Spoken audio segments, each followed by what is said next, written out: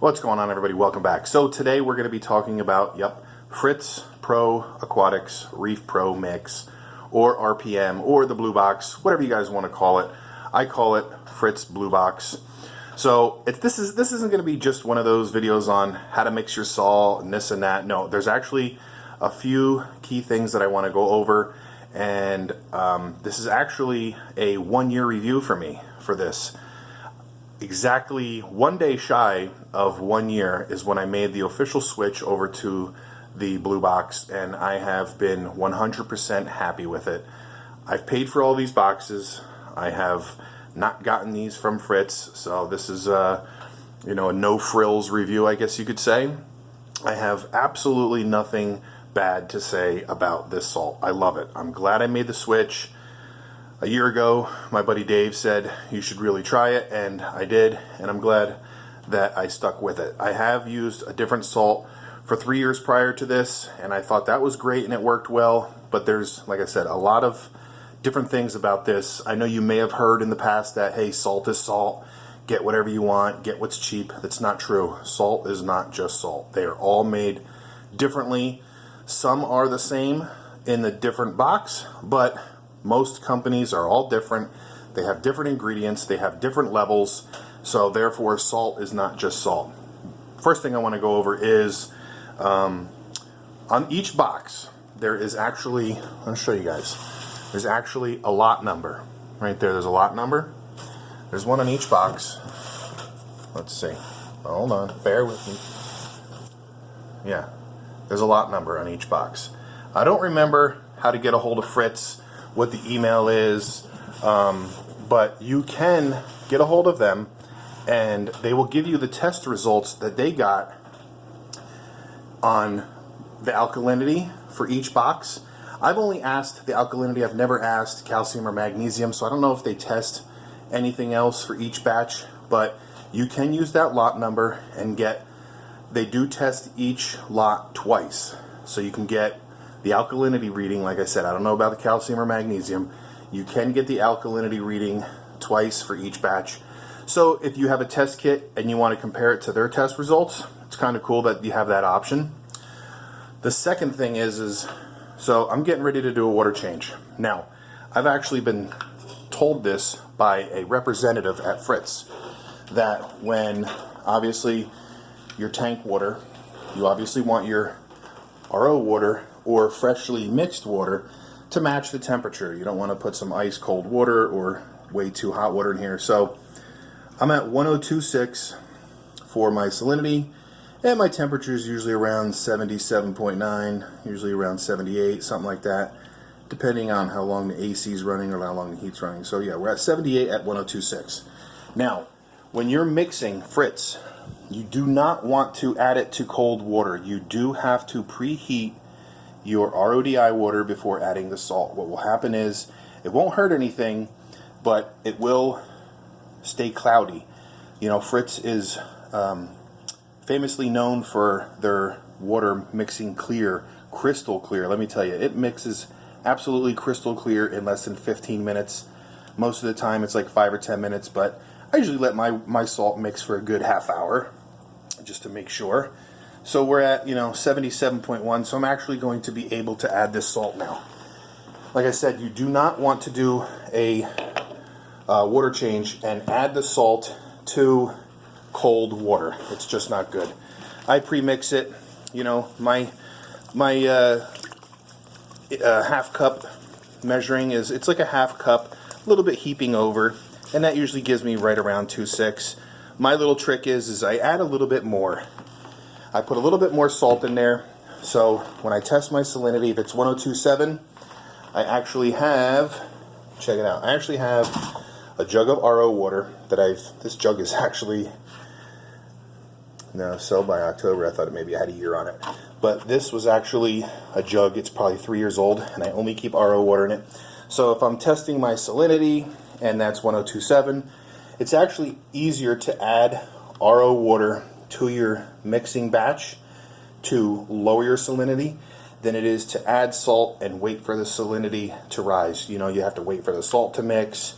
It's just easier to add RO. So that's my little tip on that. So Yep, so what we're going to do is, like I said, it's been 1 year. I have nothing but great things to say about this salt.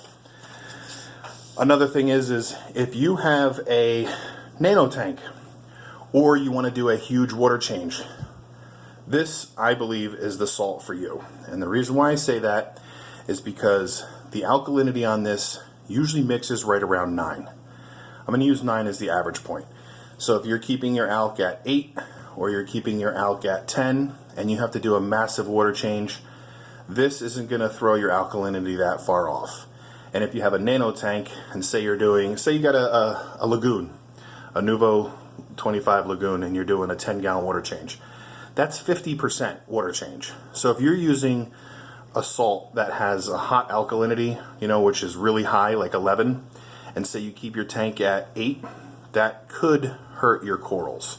Going from 8 and adding 11 in there, it could mix up and bring your average to 9.5 or 10, and you don't really want to bring your alkalinity that high that fast. Some salt, the salt that I was using in the past, the alkalinity usually mixed around 12. So I was very limited on how large of a water change that I used to do. And now that I'm using the Fritz Blue Box, I can do massive water changes if I need to. I only do about 15, sometimes 20 gallons once a week. Sometimes I'll do 20 gallons every 2 weeks. Sometimes I'll do 15 gallons every week, depending on my schedule. I try to stay with 15 gallons per week because I can use this little, you can't see it now, the lights are out. I can use a little blue drum there and it holds exactly 15 gallons and it heats up quick. So as you can see, the water is crystal clear. I've had clear water in the past. I do run carbon, but it's exceptionally clear for the past year of using Fritz. So let's mix this up. Let's see what the parameters are of the freshly mixed batch. And then, like I said, we'll give it 2 hours and we will test the parameters of the tank after the water change. Alright, so now that our salt is added and the water is up to temperature, let's see what we got here for salinity. You gotta wait for that little hourglass to stop blinking, and it gives you your salinity and your temperature. Alright, there we go. 1026 at 78.5 degrees. It doesn't matter if your water temperature is a little bit warmer in here than your tank, because by the time you transfer it from tank to tank, it won't really matter. So now what I want to do is I'm going to use my Salifert test kits. I'm going to test the batch and record the results. Alright, so actually my water change is complete. Lights are out. It's super late, but I want to finish this video. So here we go. Here's all my results. So the fresh batch mixed, the alk was 9.6, the calcium was 490, magnesium was 1490, and that was at 1.026. Then, after a little over 2 hours, I'd say about 2 hours and 10 minutes, I took the readings of the display tank after the water change. So the alkalinity is at 8.6, the calcium is 465, magnesium is 1470. So I did across the board, took some measurements. So let's go down here actually. So I have 85 total gallons. My whole system's 85 total gallons. I did a 15-gallon water change, which is roughly 18% water change. Like I said, I normally do a 20-gallon water change, but I've been doing 15s lately. So with a 15-gallon water change on this water volume, it's 18%. So what the end-up results were is that my alkalinity went up 0.15. You can see here it went from 8.45 up to 8.6. I like to stay right around 8.5, so that's perfect. That is absolutely perfect. Calcium, I always like to have a high calcium. So my calcium went up 15. It went from a 450 up to a 465, right on the money. And my mag, I like to have a high mag. Mag went up 65, which is good because you don't want to go up more than 100 points in 24 hours. So my mag was at 1425, and after the water change, it went up to a 1470. It's awesome. That's why I like Fritz. So you could see like it was a 9.6. Might have even been like around a 9.7, but this was a full point off, but it didn't raise it up that full point. It only brought it up that 0.15, which is crucial. So if I did an even bigger water change, we'll say we would go with a 40% water change, you would think that they would bring it up, you know, to 0.3 instead of the 0.15. You know, you double it. So it's good to kind of have a chart like this. Helps you for the future, I guess, to estimate what your levels will be after a certain percentage of a water change. And, you know, like I said, I love Fritz. The numbers are exactly where I want to be. These numbers are exactly where, when I first started in the hobby, this is what everybody told me to be about.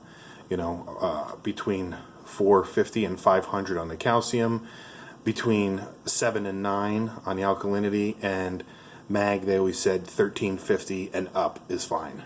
So it's perfect, you know. So we learned a few things today. We learned what the values are of the mix.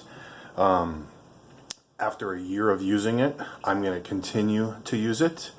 And we also learned about what to bring your water temperature up before you add the salt. And, you know, don't forget about the batch numbers or the lot numbers. So this way, if you want to contact Fritz, ask them what the values are that they had and kind of compare it to your test kit, and, you know, maybe just give yourself an average. Like if you have 2 test kits at home and they're a little bit off, maybe contact Fritz and say, hey, what's that number? And then use that as your you know, third number to go by, your comparison. So that's it, everybody. Thank you, Fritz, for, you know, coming up with this salt, you know, whatever. When I started it a year ago, I really appreciate it. It's a good product. I highly recommend it. Like I said, you know, I didn't get paid to do this. This is on me. I bought all this salt, and I'm going to continue to buy it. It's really, really good.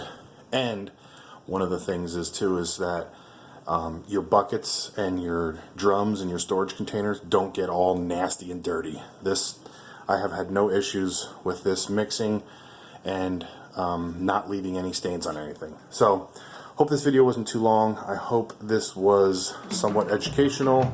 I hope you enjoyed it, and I will see you guys on the next one. Later. Alright, I just want to thank you guys again for stopping by. If you did like this video, make sure to give it a thumbs up, and while you're here, hit that little crab icon to subscribe to my channel, hit the notification bell for any future videos or updates, and in case you haven't seen these 2 videos, you might want to click on one and check it out. Again, thanks for stopping by.